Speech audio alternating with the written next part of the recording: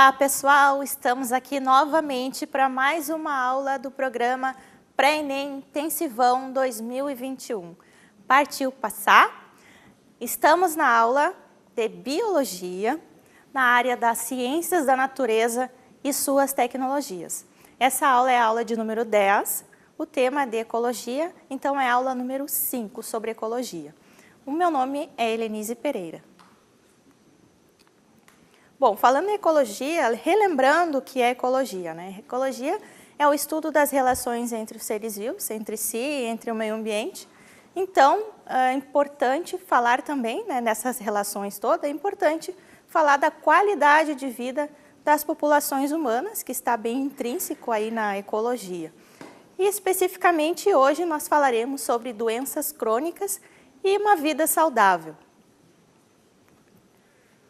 Bom, o que são doenças crônicas?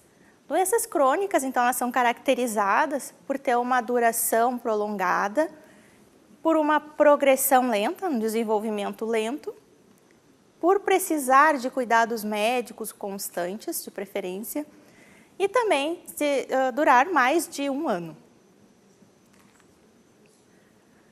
Doenças crônicas, então, é o maior problema de saúde pública no Brasil e no mundo. Por isso, também por esse motivo que é bem possível, bastante possível cair algumas questões no Enem, né, porque as doenças crônicas estão relacionadas aí com um grande número de mortes prematuras da população, uma perda de qualidade de vida e também ela vai dar aí altos custos para a sociedade, para os sistemas de saúde.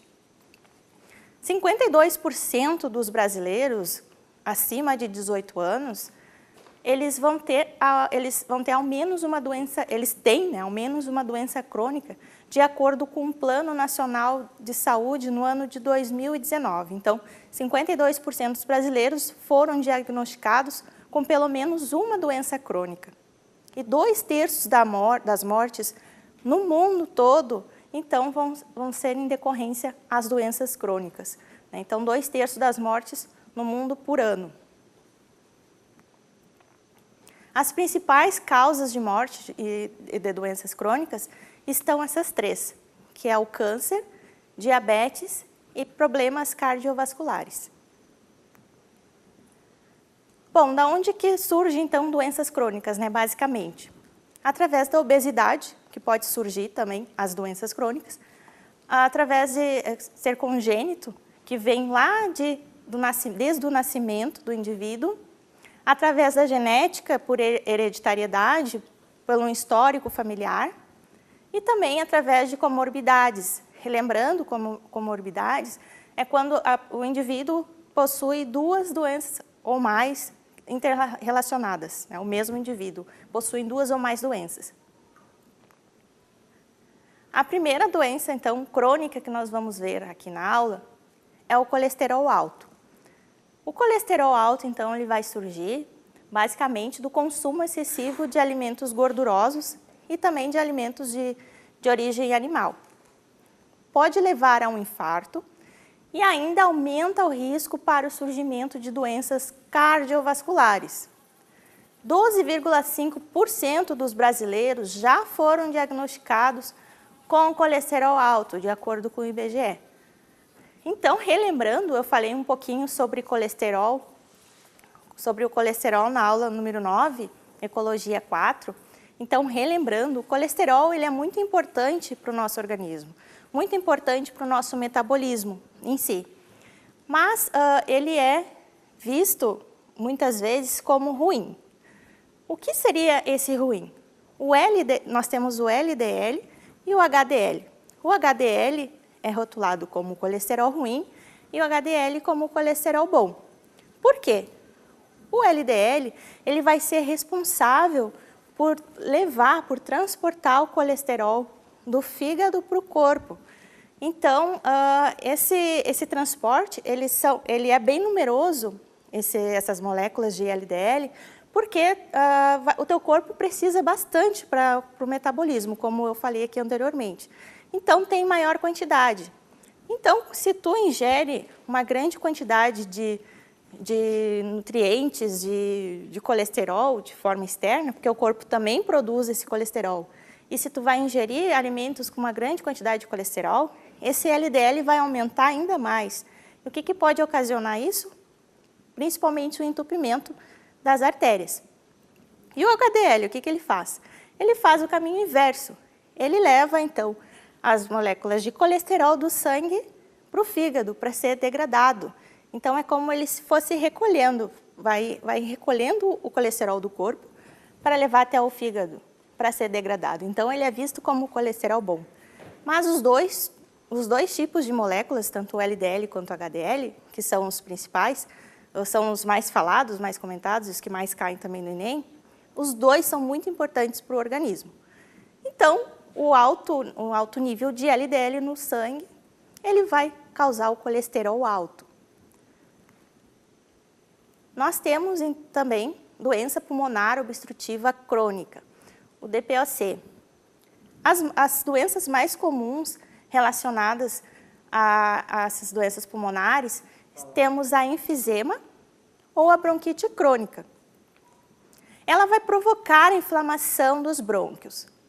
Pode provocar falta de ar, sibilos ou tosse crônica. Sibilos, quando a gente respira, quando a pessoa respira, causa aquele assobio, sabe? Tanto na inspiração quanto na expiração. É um assobio longo. Então, isso é um sibilo. E também vai levar à perda da qualidade de vida, a pessoa com essas doenças. O diagnóstico ele vai se dar através de exames físicos e também do histórico clínico do paciente. No Brasil, são mais de 7,5 milhões de pessoas portadoras de DPOC. Isso que foram diagnosticadas. Provavelmente ter mais.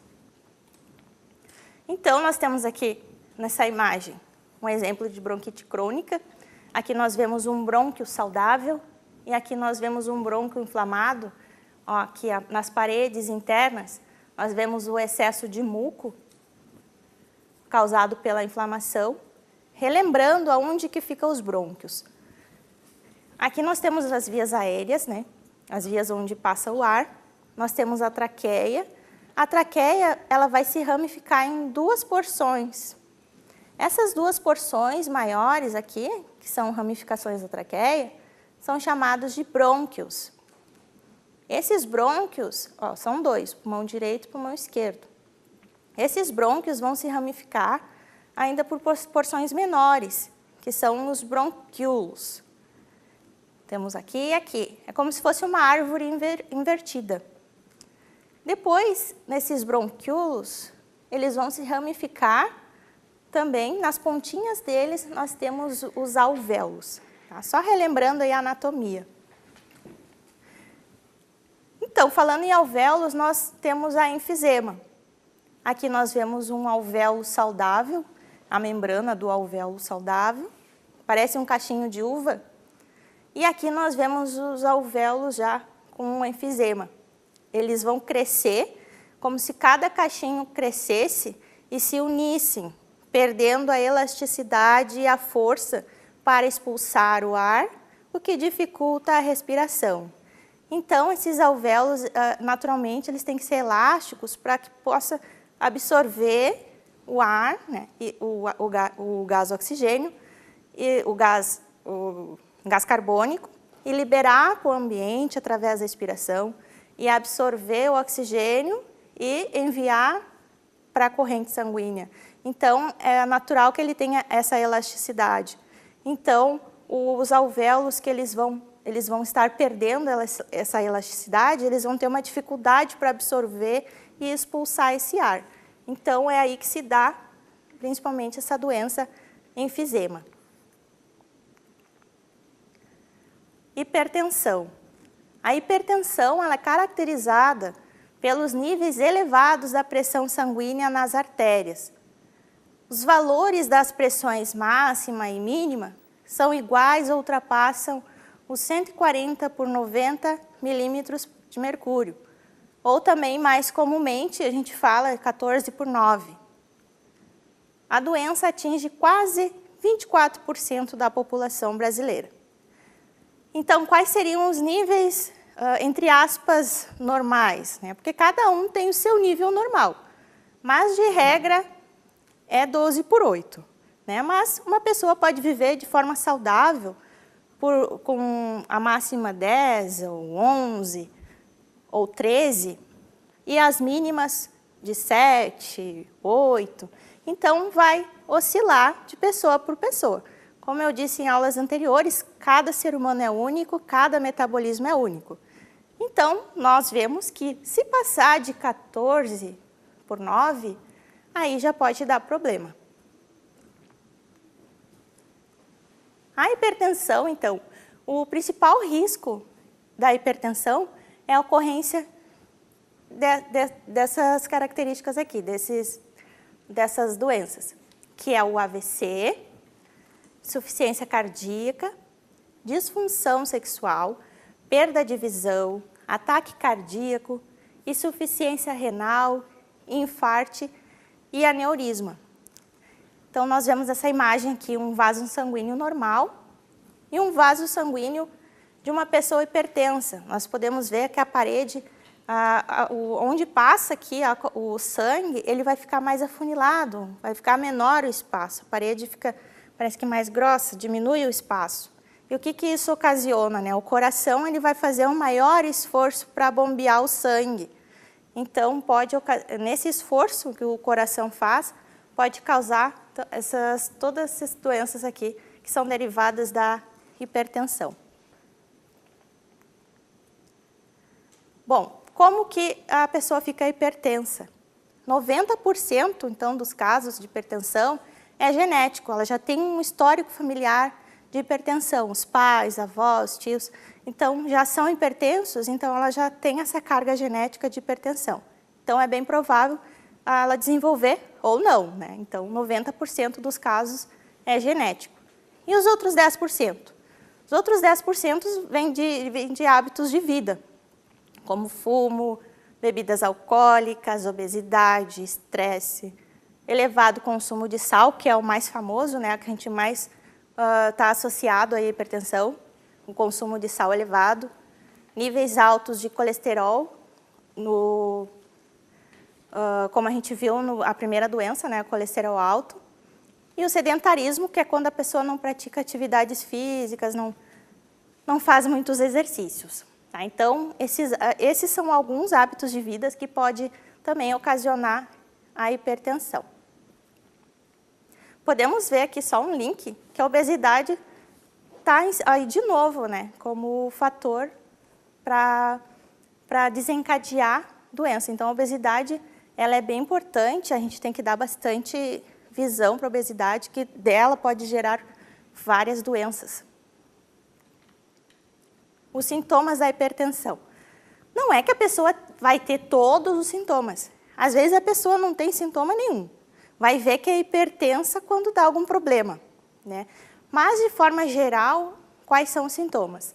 Dores no peito, dor de cabeça, tonturas, zumbido no ouvido, fraqueza, visão embaçada e sangramento nasal. Às vezes pode dar 1 ou 2 sintomas, às vezes nenhum, tá? Só para ficar claro nesse sentido.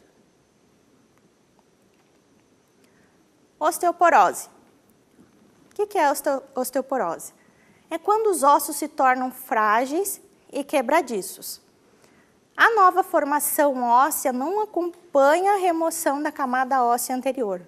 Como assim? Que história é essa de remoção da camada óssea anterior? Gente, o nosso esqueleto, ele não é fixo. Não é o mesmo, o teu esqueleto que tu tem aí, o meu esqueleto, não é o mesmo de 10 anos atrás. A cada 10 anos, o nosso esqueleto, ele é substituído totalmente. Tá? Sim, é bem interessante isso, né? Às vezes a gente pensa que só vai crescendo o osso, mas não, ele vai sendo substituído de maneira integral. Por quê? Porque o osso, ele é um depósito de sais minerais, né? O cálcio é um deles.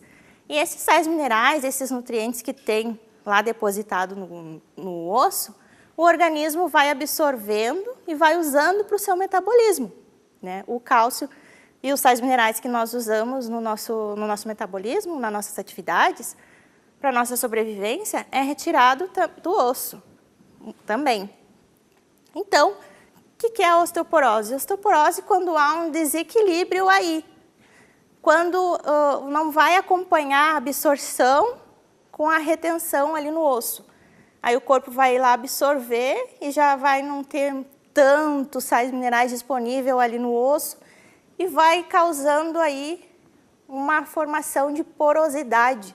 Como nós vemos essas duas imagens aqui, no lado esquerdo tem um osso normal, um osso saudável, e no lado direito um osso com osteoporose, que é bem poroso, já fica bem poroso os ossos. Os fatores de risco para ocasionar então a osteoporose no organismo é o histórico familiar, novamente, né, genético, fatores genéticos, medicamentos à base de cortisona, heparina e no tratamento de epilepsia, alimentação deficiente em cálcio e deficiente também em vitamina D, uma baixa exposição à luz solar, que a exposição à luz solar ela vai auxiliar na absorção da vitamina D, e o sedentarismo. Só para complementar, então a osteoporose ela é uma doença silenciosa, né? Muitas vezes a pessoa ela já vai estar com a doença, mas ela ainda não sabe, ela vai saber quando acontece algum acidente. Ou de forma aleatória, vai no médico fazer um exame de rotina, ou acontece uma fratura, alguma coisa assim, e aí a pessoa descobre que tem osteoporose. Tá? Então, geralmente, ela é uma doença silenciosa. Mal de Parkinson. Então, esse mal de Parkinson, essa doença, ela vai ser ocasionada em mais ou menos uma faixa etária de 60 anos de idade para cima. Essa doença, então, é um tipo de degeneração cerebral, cujos principais sintomas são tremor, né? Os tremores são bem característicos dessa doença, os tremores das mãos, né, do corpo, mas principalmente das mãos, a rigidez, movimentos lentificados, a pessoa fica com movimentos mais lentos, e uma postura encurvada. Atinge cerca de 200 mil pessoas no Brasil, sendo a segunda doença neurodegenerativa em idosos, precedida pelo Alzheimer. Complementando, então, o mal de Parkinson. Ele é uma doença progressiva, ainda não tem cura. O que acontece é medicamentos que vão tornar esses sintomas aqui, eles vão retardar o desenvolvimento de sintomas e também melhorar esses sintomas. Então, é isso, né? Então, por enquanto não tem cura, somente tratamento. Assim como o Alzheimer, que também é uma doença progressiva, começa aos pouquinhos e os sintomas vão aumentando. Nessa doença, especificamente, a destruição da memória, das lembranças, das aprendizagens e também de outras funções mentais importantes. O que acontece? As conexões das células cerebrais, um exemplo, os neurônios, e as próprias células, elas vão se degenerar e morrer. Então, os neurônios, as células cerebrais, elas estão bem responsáveis nas lembranças, nos aprendizados, quando a pessoa destruindo essas conexões, que são as lembranças, as aprendizagens, ela vai estar destruindo o que ela construiu. Às vezes até ela não vai lembrar de entes próximos, né, dependendo do estágio da doença. No Brasil, estima-se que mais de 2 milhões de pessoas têm demências, sendo que cerca de até 60% podem ser do tipo Alzheimer. Asma. O tratamento, então, da asma é o controle dos sintomas, porque também essa doença ainda não há cura. O que há é o controle dos sintomas. No Brasil, há aproximadamente 20 milhões de asmáticos, isso os diagnosticados, né? De acordo com o DataSUS, que é o banco de dados do Sistema Único de Saúde, o SUS, ocorrem em média 350 mil internações por asma no país por ano. Então, é muita internação. Aqui nós podemos ver nessa imagem os pulmões. Então, vamos conhecer um pouquinho mais sobre a doença, já que é tão comum, né? Geralmente, as pessoas sempre têm alguém próximo, conhece alguém com asma, asmático. O que que é? Então, essa doença é uma doença comum das vias aéreas. Que é vias aéreas? Vias aéreas são as vias onde passa o ar, aéreas, de ar. Ou também nos brônquios, que são os brônquios, relembrando, são os tubos que levam o ar para dentro dos pulmões. Aqui, ó, até a traqueia, e aí ramifica os brônquios, temos 2 brônquios. Aqui nessa imagem não aparece eles, essa imagem anterior vai aparecer melhor. Tá? Então, aqui são os brônquios, os bronquíolos, que são as ramificações dos brônquios, e nas pontinhas os alvéolos. Então, é uma inflamação que se dá nos brônquios, que é essas 2 ramificações, e também nas vias aéreas. Então, o que vai provocar? Vai provocar uma redução, até mesmo uma obstrução no fluxo de ar. E os principais sintomas são falta de ar ou dificuldade para respirar, sensação de aperto no peito ou peito pesado, o chiado no peito e a tosse. Aqui nessa imagem a gente pode ver uma via aérea normal e aqui uma via aérea com uma pessoa que está em crise de asma. Fica comprimidinho, né? Então isso vai ocorrer a dificuldade da passagem de ar.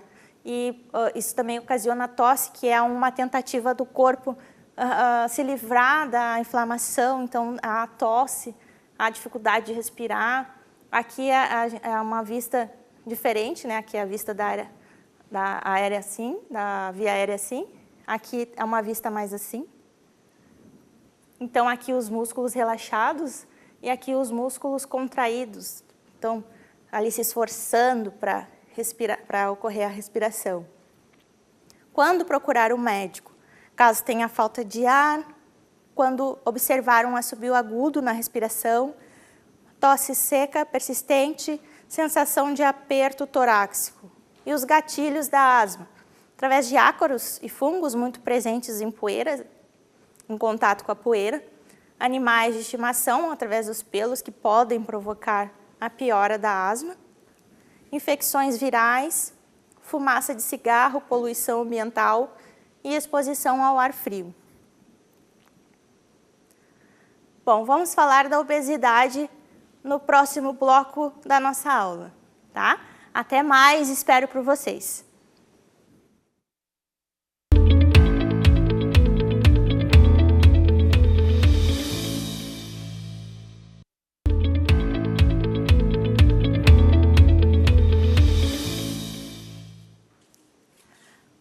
Voltamos, então, com a nossa aula de número 10, Ecologia número 5, de Biologia, do nosso maravilhoso programa Pré-ENEM Intensivão 2021. Estávamos falando sobre doenças crônicas, sobre qualidade de vida das populações humanas e vida saudável. Nós paramos na doença denominada obesidade. A obesidade é bem importante nós observarmos, porque ela vai ser gatilho de várias outras doenças perigosas. Tá? Então, o que seria a obesidade? É um acúmulo excessivo de gordura corporal no indivíduo. Não é gordurinha, às vezes a pessoa está com uma gordurinha ali localizada e já pensa que é obesidade. Não, é o excesso de gordura corporal no indivíduo. E esse é o fator, então, de risco para outras diversas doenças, como eu mencionei. 18 milhões de pessoas no Brasil são obesas.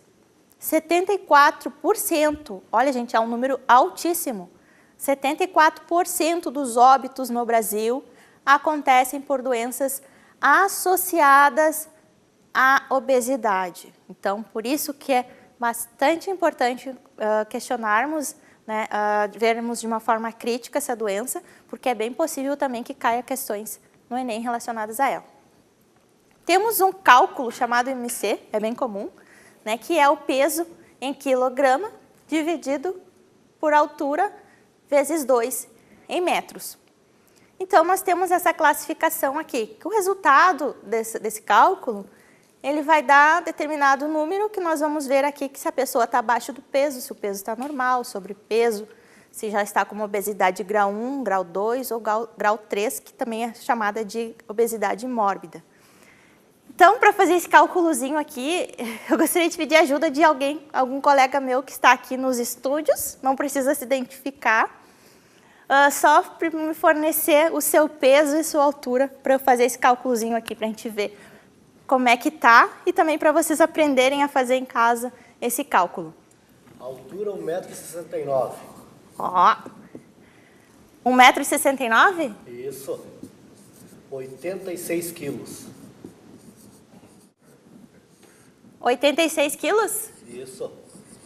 Ó, a pessoa, o colega, pesa 86 quilos e a sua altura é 1,69 m. Então, esse 1,69 vai ser 1,69 vezes 1,69. Então, vamos ver o IMC dele. Deixa eu pegar a calculadora aqui para nós fazermos mais rápido.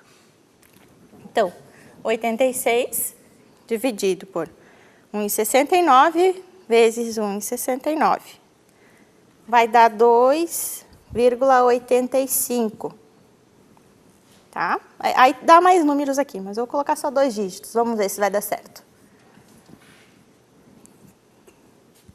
86 dividido por 2,85 vai dar 30,17. Vai dar mais dígitos, mas eu vou colocar só 2. Então, o IMC do colega é 30,17. Vamos ver ali na nossa tabela. 30,17. Tá aqui, ó, colega. Tá já... tá um pouquinho crítico a situação, tá? Tem que dar uma procuradinha no médico para ele avaliar a tua situação, tá? Como eu disse no início da aula, cada organismo é individual. Então, aí tu já tem que procurar um médico para ele avaliar a tua situação, certo? Obrigado. De nada. Então, vocês podem fazer esse cálculo também em casa. É bem tranquilo. Se vocês quiserem, só use uma calculadora que vocês já vão descobrir qual é o seu IMC. Vocês podem procurar essa tabela que está disponível na internet, no Google. Vocês podem colocar lá IMC que vai estar disponível para vocês verem. Como se prevenir, então, das doenças crônicas? Tendo um estilo de vida saudável, consultas médicas e exames de rotina, um sono adequado, exercícios físicos, uma boa alimentação envolvendo frutas e legumes. Então, essas são uma das coisas principais para prevenir. A alimentação. Então, diminuir o consumo de carne vermelha, sal, açúcar e alimentos industrializados. Alimentos industrializados, já quando o alimento já não é mais natural, já acrescentam conservantes, ali vários produtos químicos, já é processado e até mesmo ultraprocessado, né? Então, evitar esses alimentos. E aumentar o consumo de legumes e vegetais e frutas, principalmente, né, que vem direto da terra. Quanto mais direto da terra, melhor o consumo desses alimentos. E mais quantidade a gente tem que ingerir. Cereais integrais, azeite, azeite, não óleo, tá? Óleo vegetal, não. Azeite, peixes, água e etc. Água, muita gente não dá muita bola, mas é o pilar da vida saudável. Água, o corpo precisa muito de água para tudo. Nós perdemos água a todo momento, não precisa suar para perder água. Até quando a gente fala, a gente está perdendo água. Se tu falar na frente de um espelho ou no vidro, tu vai ver que fica tudo embaçado. Então, quando nós falamos, a gente já perde água, a gente perde água a todo momento. Então, às vezes a gente não ingere quanto a gente perde. Então, isso faz o corpo ficar muito maltratado. Então, ingerir bastante água. Exercícios físicos, né, que vai diminuir as chances de a pessoa ter doenças degenerativas. A pressão arterial vai também diminuir, é muito bom para pessoas hipertensas.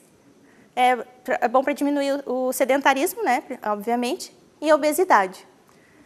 Aumenta, então, a disposição e energia, produz substâncias que estimulam o nascimento de novos hormônios. Então, exercício físico é tudo de bom. Um sono adequado, né? Às vezes, muitas pessoas dizem, eu não tenho o luxo de ter um sono adequado. E sono adequado é muito importante para a saúde, gente. É muito importante. Vai diminuir as chances da pessoa ter doenças degenerativas, né, a longo prazo. E também, dependendo da idade da pessoa, a curto prazo, né, vai aumentar o bom funcionamento da memória. Vocês que vão fazer a prova do Enem ou a prova de vestibular, alguma prova importante, algo importante, num determinado dia, é bem importante que no dia anterior a pessoa tenha uma boa noite de sono, que o rendimento, o desempenho acaba sendo bem melhorado, né, no dia anterior, por causa do sono. O sono adequado. Bom, eu coloquei aqui esse slide que é muito importante também. Muita gente acaba esquecendo, né, que para nós termos uma vida saudável é imprescindível atentarmos para a saúde mental, né, porque tá tudo interligado. Às vezes a gente está mal com algum problema e isso vai afetar o nosso sistema nervoso, afeta o nosso sistema endócrino, a pessoa já fica com dor de barriga, a pessoa já fica com dor de cabeça. Então, tudo isso do exterior, ele vai refletir no teu interior e pode muito causar doenças, né? Até gastrite e diversas doenças. Tá? Então, saúde mental é um dos pilares também para a vida saudável. Aqui, nesse gráfico, a gente pode perceber aqui que a reação que nós temos para determinadas situações, dificuldades, para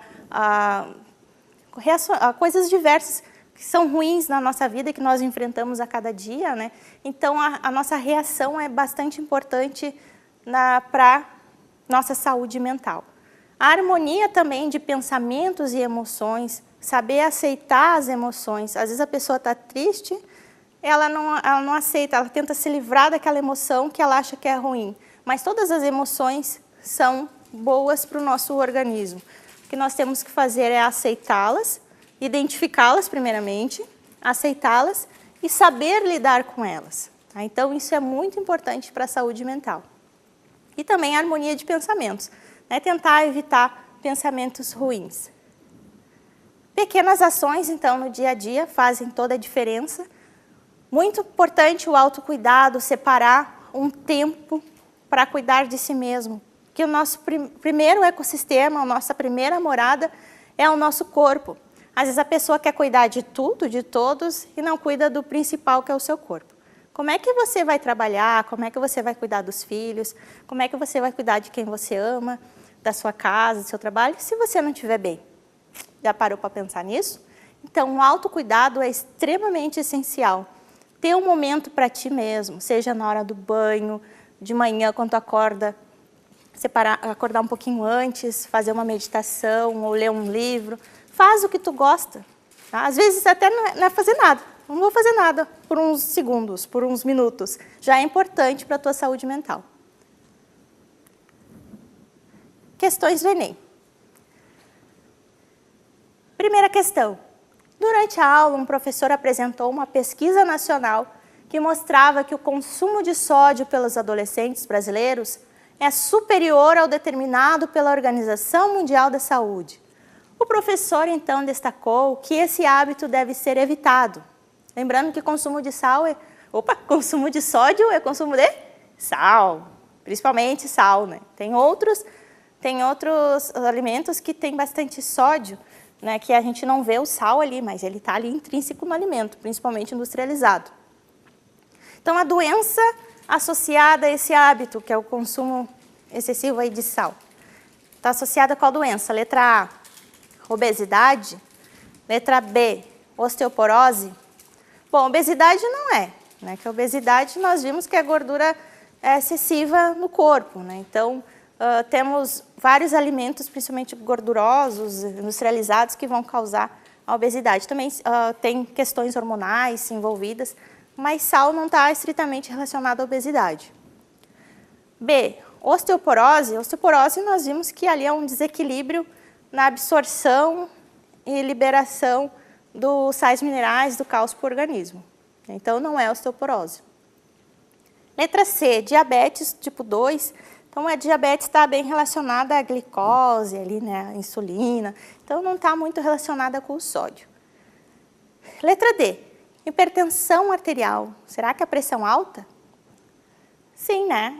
O consumo de sal está diretamente relacionado à pressão arterial, que a absorção do sódio vai aumentar, aí o líquido vai aumentar, a quantidade de líquido nas veias, no sangue, e aí o corpo vai ter que aumentar a pressão para fazer circular essa quantidade de sangue, uma maior quantidade de sangue no teu organismo. Então, pode ocasionar pressão alta, hipertensão arterial. Hipercolesteremia é o colesterol alto, então também não. Segunda questão, dieta de engorda. Em 30 anos, a alimentação piorou muito. Aumento no consumo por família, olha quanto que aumentou. O consumo de biscoitos aumentou 400% em 30 anos. Refrigerantes aumentou também 400%. Eu me lembro quando eu era pequena, refrigerante era só em épocas, em festas muito especiais, né? Hoje em dia, as pessoas tomam várias vezes ao dia, né? Salsichas e linguiças, 300% aumentou. Refeições já prontas, 80%. E diminuiu o consumo, né, por família, diminuiu o consumo de ovos, diminuiu 84%. Consumo de peixe, 50%, feijão e leguminosas, 30%, e arroz, 23%. Então, olhando assim, essa tabela, nós podemos ver que os alimentos industrializados, processados, aumentaram muitíssimo, e os alimentos naturais diminuíram. Então, a partir desses dados que nós vimos, foram feitas as afirmações abaixo. A primeira afirmação: as famílias brasileiras, em 30 anos, aumentaram muito o consumo de proteínas e grãos, que por seu alto valor calórico, não são recomendados. Será que está certo? O consumo de proteínas e grãos? Grãos é importantíssimo para o organismo, proteínas também. Claro que o excessivo consumo não é legal, mas o consumo de proteínas, sim, nós precisamos. Né? Então, será que proteínas e grãos, eles têm um alto valor calórico e não são recomendados? Não, está errado, né, gente? São recomendados, sim. Então, a primeira questão, a gente já viu que não é correta. Vamos ver a segunda. O aumento do consumo de alimentos muito calóricos deve ser considerado indicador de alerta para a saúde, já que a obesidade pode reduzir a expectativa de vida humana. Sim, né, a obesidade. Tem várias doenças também, como nós falamos aqui, que está relacionada à obesidade. Então, a número 2, certa. Doenças cardiovasculares podem ser desencadeadas pela obesidade decorrente das novas dietas alimentares. Então, aquelas novas dietas alimentares, né, com produtos ultraprocessados, industrializados, biscoito, tudo, pode causar doença cardiovascular, sim, pode causar obesidade. Então, a terceira questão está correta. Então, estão corretas a 2 e a 3. Correta, então, o que se afirma em 2 e 3, a letra E, alternativa E. Bom, eu coloquei essa questão aqui do ano de 2010 do Enem, porque é bem provável que caia alguma questão relacionada a isso, gente, por causa da Covid. Né? Então, a Covid está bem recente, então é bem provável que caia uma questão relacionada assim, ao modo de transmissão dessa doença. Vamos ver, então. A figura apresenta a análise gráfica de um estudo acerca da dispersão de uma doença transmitida a um grupo de pessoas que compartilhou o mesmo ambiente de trabalho. Então, vamos imaginar várias pessoas ocupando o mesmo ambiente, a mesma sala, trabalhando ali no mesmo ambiente, na mesma sala, tá? Vamos imaginar. Então, vamos agora ver esse gráfico. Aqui podemos ver o tempo em horas e aqui o número de doentes. Então, aqui em bem pouco tempo, ao espaço de tempo, olha quantos doentes, cresceu muito em pouco tempo. Tá? Interpretando esse gráfico, nós podemos ver isso. Tá, então vamos ver o que a questão pede. De acordo com o padrão apresentado no gráfico, a transmissão da doença ocorreu por quê? Pela ingestão de água contaminada no mesmo ambiente de trabalho. Gente, ingestão de água pode até ocorrer, mas não vai dar a doença, a doença não vai ser expressada em tão pouco tempo, porque alguma pessoa ingere água, daqui a pouquinho outra pessoa não ingere tanto, ou a pessoa ingere água agora e vai ingerir só depois, então não vai dar assim uma transmissão tão rápida, não é ingestão de água. Consumo de alimentos estragados, a letra B, vindos da mesma fonte, também não, porque algumas pessoas vão se alimentar na hora, as pessoas não, então não vai dar essa transmissão tão rápida. Letra C, contaminação pelo ar a partir de uma pessoa infectada. Certíssimo, gente, até meio, assim, a gente conseguindo interpretar o gráfico, a gente já vê, já que é bem atual ó, essa questão. Ambiente fechado, principalmente, se tiver uma pessoa infectada, vai infectar todo mundo muito rápido. Tá? Então, doenças das vias aéreas, respiratórias, então vão se dar muito rapidamente a disseminação de doenças através do ar. Tá? Então, a letra C. Infecção do grupo por insetos vetores e manipulação dos objetos contaminados também não vai se dar assim tantos doentes em tão pouco tempo. Próxima questão. Enem de 2014. Os efeitos do exercício físico na redução de doenças cardiovasculares são bem conhecidos, aumentando, por exemplo, a tolerância a infartos em comparação com indivíduos sedentários. Então, quem pratica exercício físico, então, vai ter uma redução da doença cardiovascular em relação com aquelas pessoas que não realizam atividades físicas. Isso é fato. Então, os efeitos de exercícios físicos, visando ganho de força, massa muscular e perda de gordura. Verifica-se, então, o uso de anabolizantes por alguns esportistas para melhorar aí o ganho de força, de massa magra, né?